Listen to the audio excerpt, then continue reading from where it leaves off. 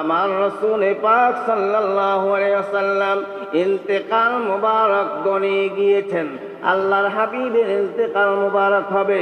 নবীজি আম্মাজান আয়েশা সিদ্দিকা রাদিয়াল্লাহু তাআলা আনহার হুজরা মুবারকের মধ্যে অসুস্থ হয়ে পড়েছেন। সমস্ত সাহাবায়ে কেরামকে ডাকলেন, সাহাবীরা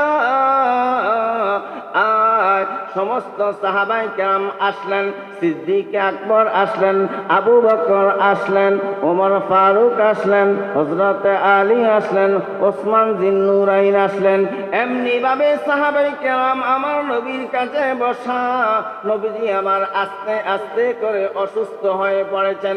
কিতাবের মধ্যে পাওয়া যায় আমার রাসূল পাক সাল্লাল্লাহু আলাইহি ওয়াসাল্লাম যখন অসুস্থ হয়ে পড়েছেন, তিনার তখন জ্বরের মাত্রাটা একটু বেড়ে গেল, জ্বরের তাপমাত্রা বেড়ে গেল। কিছু বাড়ার পরে আবার আল্লাহর হাবিবকে একটা ইহুদি মহিলা বিষ পান করিয়েছিলেন গোস্তের সাথে মিশ্রিত করে। ওই বিষক্রিয়াটা উপক্রম দেখা দিল। এমন সময় আমার নবী ডাক দেন, সাহাবীরা